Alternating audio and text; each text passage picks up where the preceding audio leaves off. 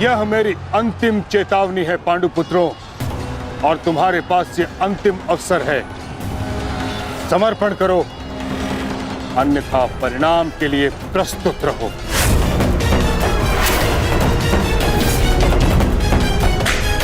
यदि समर्पण नहीं किया तो ऐसा संहार देखने को मिलेगा कि जिसकी आशा भी नहीं की होगी तुमने।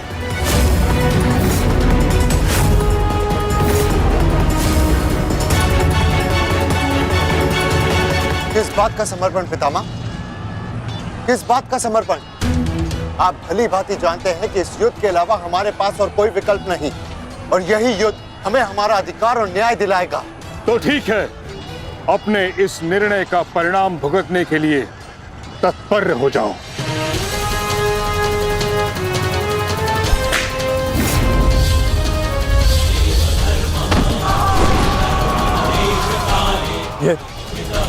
ये पितामह क्या कर रहे हैं? हमारे सैन्य बल का क्रूरता से अंत कर रहे हैं। अर्जुन, तुम्हें पितामह को रोकना होगा, क्योंकि हम सभी में केवल और केवल तुम ही इस पर सक्षम हो।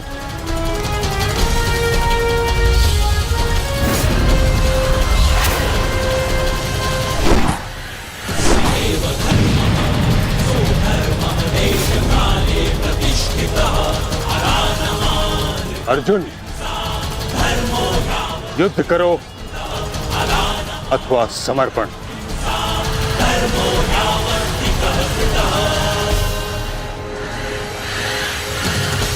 तुम्हारे मौन ने मुझे उत्तर दे दिया।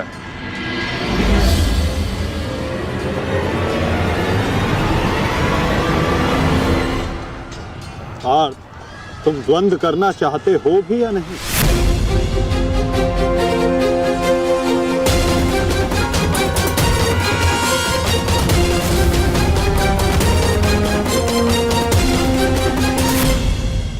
तुम्हारे मौन ने मुझे उत्तर दे दिया। उचित होगा पितामह कि आप अपनी ओर से कौरवों को भी आक्रमण करने की अनुमति दीजिए, क्योंकि आप तो मेरे साथ द्वंद्व में व्यस्त होने वाले हैं। मेरी ओर से लड़ रहे योद्धाओं का अपमान मत कीजिए पितामह। ठीक है अर्जुन,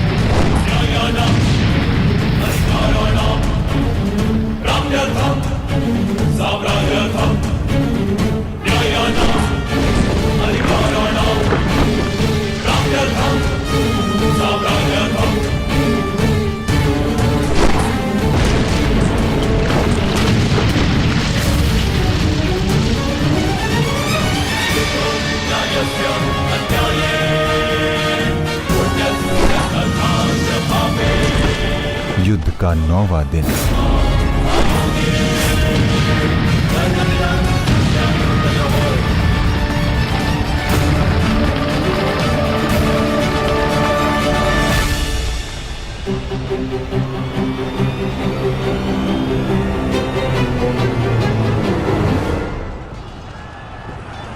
माधव, ये पितामह तो भ्राता युधिष्ठिर की ओर अपना रथ लेकर जा रहे हैं। भ्राता युधिष्ठिर संकट में है माधव, हमें शीघ्र कुछ करना होगा।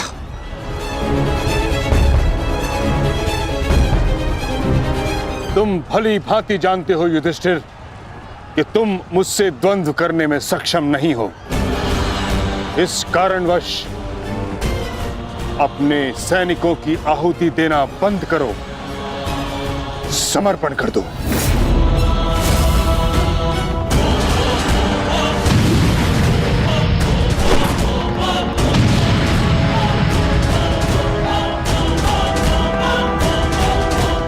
अद्भुत पितामह, अद्भुत। गंगा पुत्र अच्छा है, अच्छा है।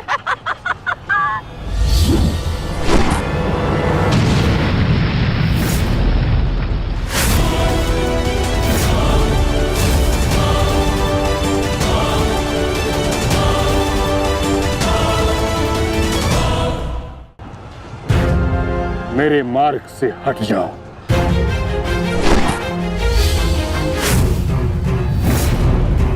यह मेरी अंतिम चेतावनी है पुत्र, मेरे मार्ग से हट जाओ।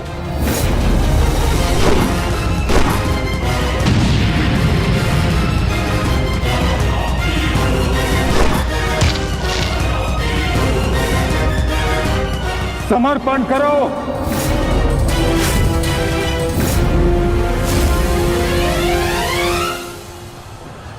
हम कौरवों के समक्ष समर्पण नहीं करेंगे पितामह, चाहे इसके लिए हम सबको अपने प्राण क्यों ना खोने पड़े। जब तक शरीर में अंतिम श्वास है, जब तक शरीर में रक्त की अंतिम बूंद है, हम समर्पण नहीं करेंगे पितामह, और ना ही हम रुकेंगे।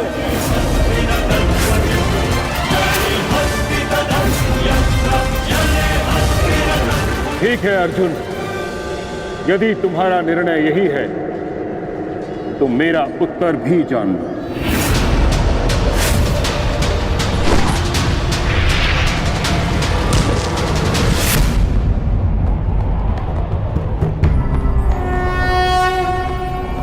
यदा यदा हि धर्मस्य गंगापुत्र, गंगापुत्र, गंगापुत्र।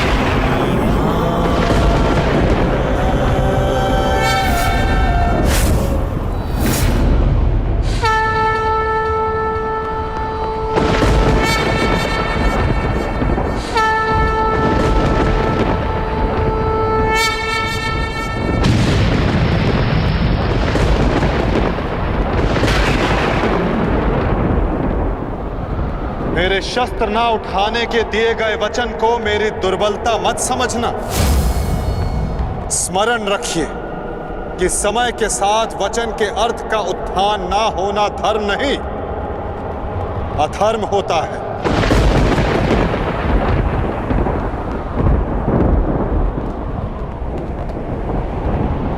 मैं केवल अपने कर्तव्य का पालन कर रहा हूं वासुदेव, और ऐसा करने से मुझे कोई नहीं रोक सकता। कोई भी नहीं।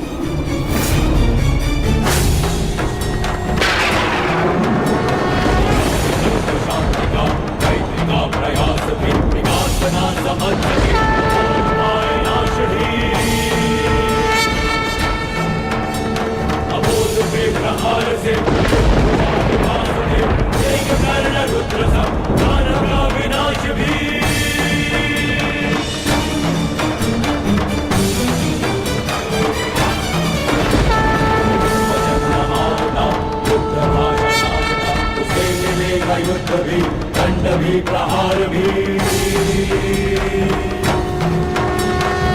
कटेगा पाप का, नाश होगा नीच का, दमन करेंगे वासुदेव उसका अहंकार भी। चक्र के प्रहार से अग्नि कृष्ण की करेगी पाप का दलन।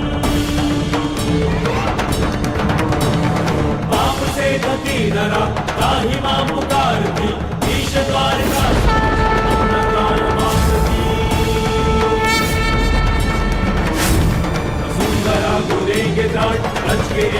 मैं आपका वध कर सकता हूं, और ऐसा करने के लिए मुझे शस्त्र उठाने की आवश्यकता नहीं, केवल ये चक्र ही पर्याप्त है।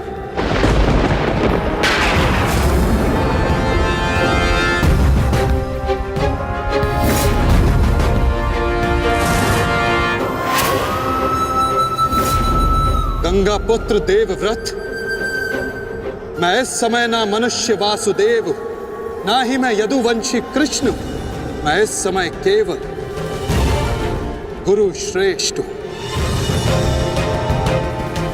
मैं ही सत्य हूं, मैं ही ज्ञान और मैं ही न्याय हूं गंगा पुत्र। इस महायुद्ध का आवाहन और इस युद्ध में आपकी उपस्थिति मेरे निर्णय से है गंगा पुत्र। आपका जीवन मेरे निर्णय, मेरी इच्छा से था और अब आपकी मृत्यु मेरे अधीन है।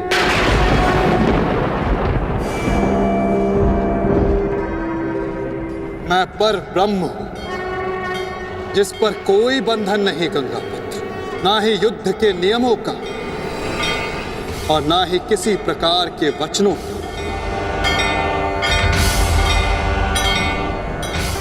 आपके अंत के लिए शस्त्र ना उठाने की प्रतिज्ञा को तोड़कर मैं आपका वध करूंगा गंगा पुत्र।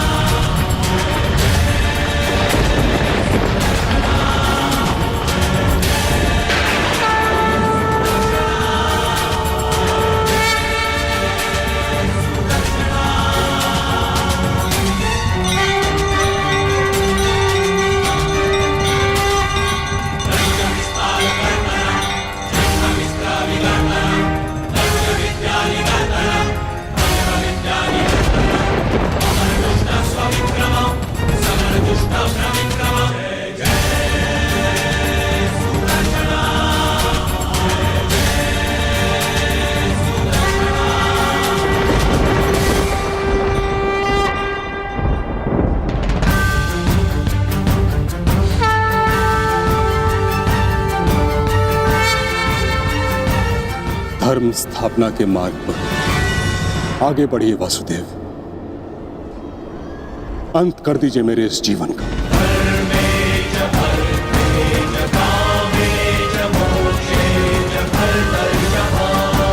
मैं स्वयं को आपको समर्पित करता हूं।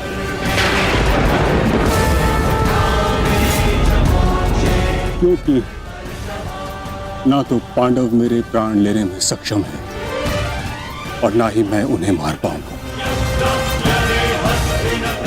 मैंने सदैव धर्म का पालन किया, कभी अधर्म नहीं किया। यदि कोई अधर्म हुआ तो केवल ये कि मैंने आपको प्रतिज्ञा तोड़ने पर विवश किया। यदि आपको ऐसा लगता है कि आपने कोई अधर्म नहीं किया तो यह आपकी सबसे बड़ी भूल है गंगा पुत्र। अवश्य आपने सदैव धर्म का पालन किया गंगा पुत्र, किंतु केवल अपने लिए, अपने वचनों के लिए, और यही आपका सबसे बड़ा अधर्म है। क्योंकि जिसके पास शक्ति हो उसे स्वयं के लिए नहीं, संसार के लिए उत्तरदायी होना चाहिए, और जो आप नहीं हो पाए गंगा पुत्र।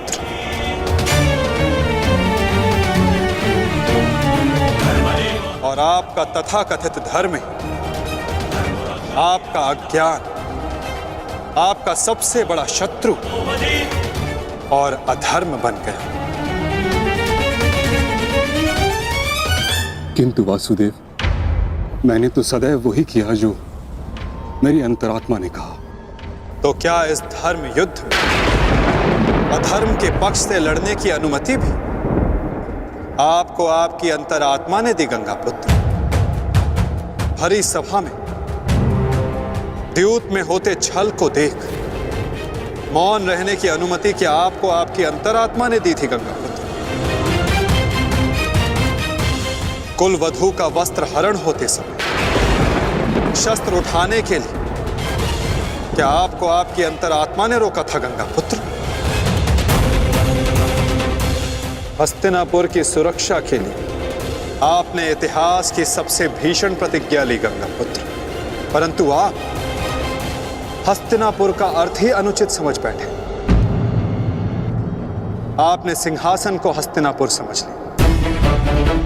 और देखिए उसी भूल का, उसी अधर्म का परिणाम है ये महाविनाश गंगापुत्र। आपने हस्तिनापुर के सिंहासन का त्याग नहीं, आपने संसार के प्रति अपने कर्तव्यों का त्याग किया था गंगापुत्र, और यही आपका सबसे बड़ा अधर्म था।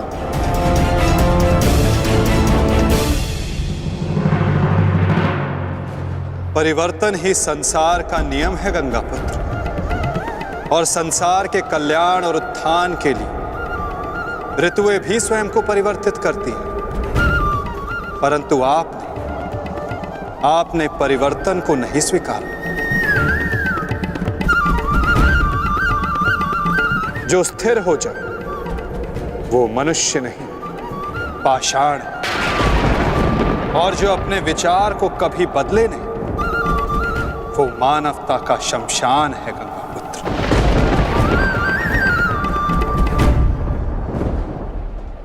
अपने कर्म के प्रति सजग ना रहना सबसे बड़ा अधर्म होता है जो आपने किया गंगापुत्र, और यही इस महायुद्ध, इस महाभारत के होने का कारण बना।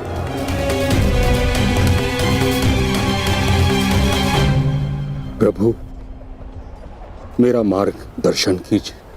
आपका कर्तव्य यह है गंगापुत्र कि आप अपने शस्त्र को त्याग कर अपने जीवन का बलिदान देकर इस अधर्म को रोकें।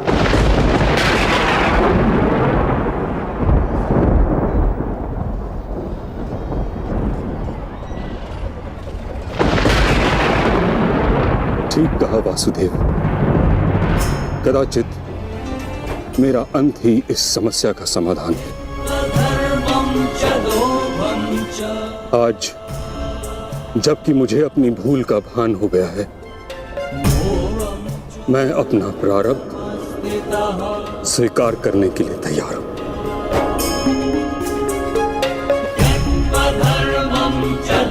चक्र का संधान कीजिए वासुदेव, और मुझे मृत्यु का सौभाग्य देने की कृपा कीजिए।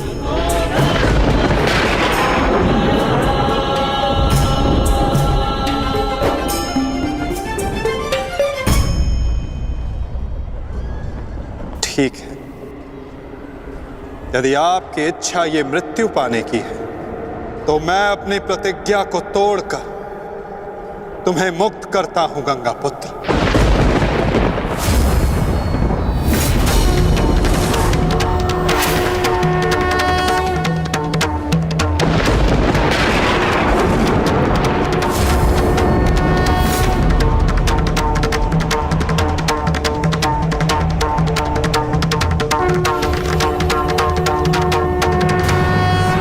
नहीं माधव, आपने इस धर्म युद्ध का बीड़ा उठाया है, वचन तोड़कर उसे कलंकित मत कीजिए। मैं नहीं चाहता कि आप पर कोई उंगली उठे। नहीं पार्थ, मेरी प्रतिज्ञा टूटने की अपेक्षा से अधिक महत्वपूर्ण धर्म की स्थापना है।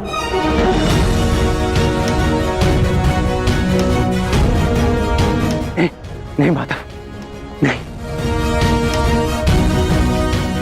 आपने ही भारभृग को वीर गति दी है माधव, ताकि इस युद्ध से जुड़ी प्रतिज्ञाएं, वचन और प्रारब्ध भंग ना हो सके।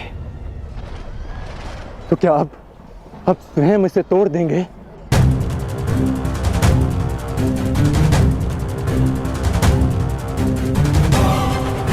आप मुझे एक अवसर और दीजिए माधव, मैं अपने संपूर्ण मनोबल और कौशल से यह युद्ध करूंगा। जब तक मेरे शरीर में रक्त की एक बूंद भी बहेगी, मैं अपने मन में भावनाओं को नहीं बहने दूंगा माधव।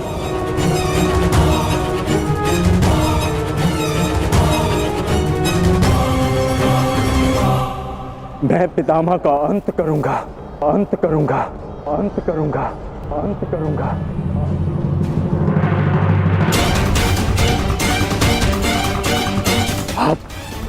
आप ये चक्र छोड़ दीजिए माधव, आप ये चक्र छोड़ दीजिए।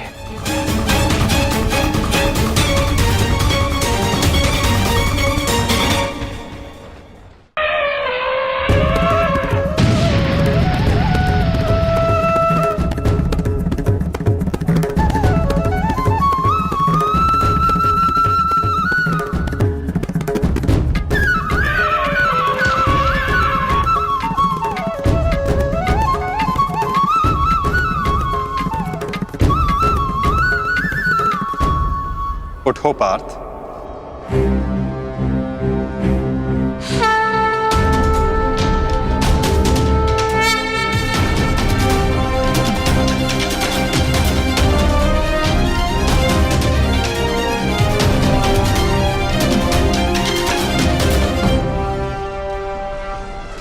आपके हाथों मोक्ष पाना कदाचित मेरे भाग्य में नहीं वासुदेव।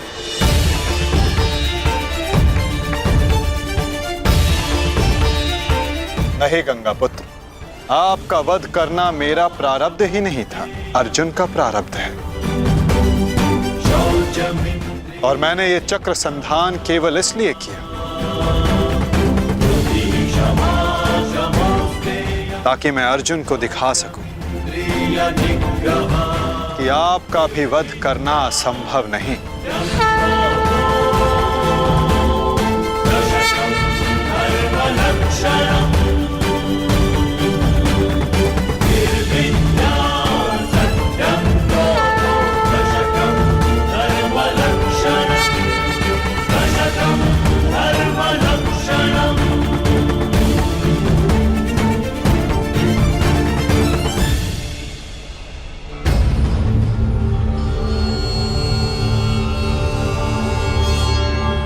आओ पार्थ।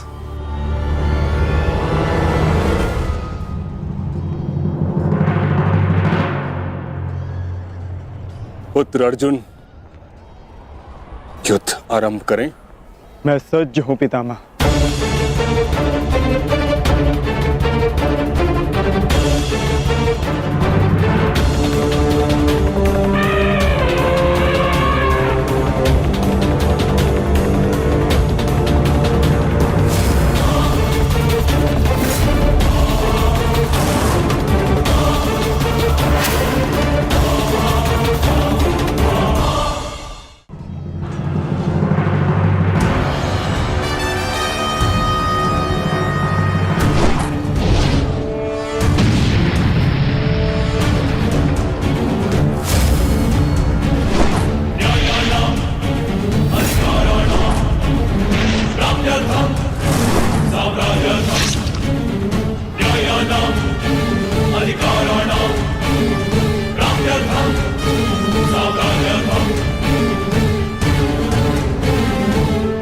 अद्भुत पुत्र अर्जुन, कर्म पथ पर तुम्हें भावनाओं से ऊपर उठते हुए देख प्रसन्नता हुई।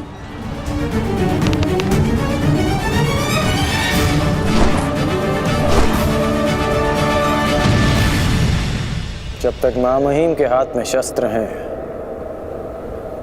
उनके प्रहार की धारा कोई नहीं रोक सकता और ना ही उन्हें कोई निरस्त्र कर सकता है।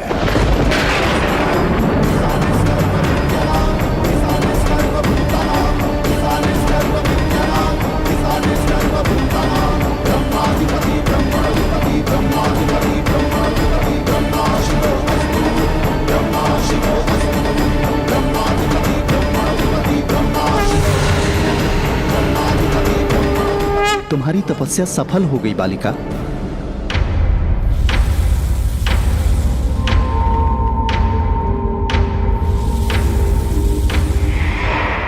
मांगो, क्या मांगना चाहती हो? गंगा पुत्र भीष्म का नाश। किंतु गंगा पुत्र का वध मेरे वश में भी नहीं है शिखंडिनी। परंतु अपने जीवन का अंत तो मेरे वश में है ना। 2 बार मैं अपना जीवन त्याग कर चुकी हूं। इस बार भी मैं फिर जन्म लूंगी और अगले जन्म में भीष्म का अंत करने आऊंगी।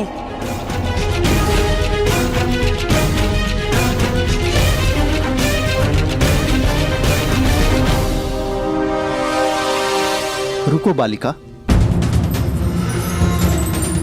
तुमने इतनी कठोर तपस्या की है, हमें बताओ तुम्हारी समस्या क्या है?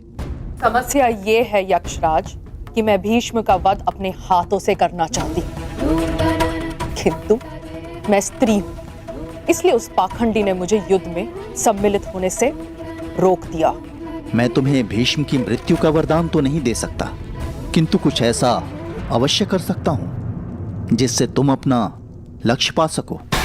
किंतु एक बंधन रहेगा। मेरे लिए केवल भीष्म की मृत्यु महत्व रखती है और कुछ नहीं। हाँ कहने से पूर्व मेरी पूरी बात सुनो बालिका, उसके पश्चात निर्णय लेना।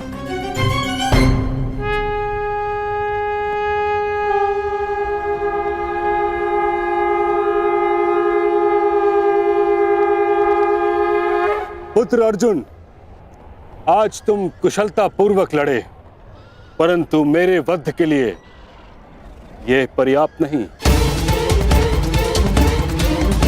हाँ, क्योंकि महामहिम के पास तुम सबके नाश के लिए पर्याप्त अस्त्र है धनुर्धारी अर्जुन।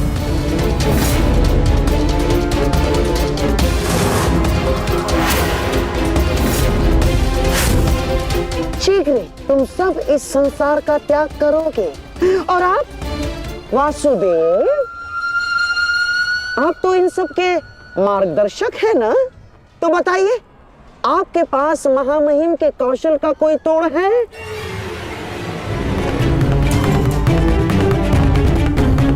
केशव, आप ही तो कहते हैं ना कि कभी कभी भाग्य स्वयं चलकर हमारे पास आता है, किंतु शिखंडिनी अब तक क्यों नहीं आई? उसे इतना समय क्यों लग रहा है केशव?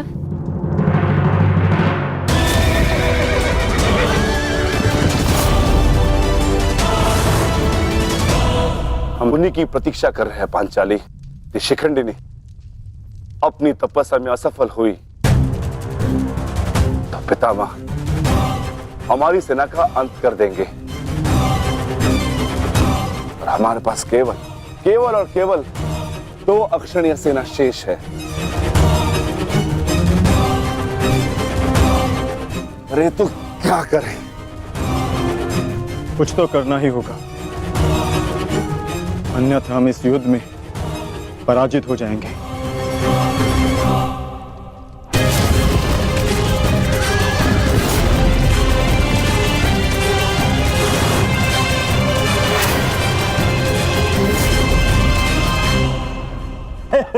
विजय हमारी हुई आज फिर से।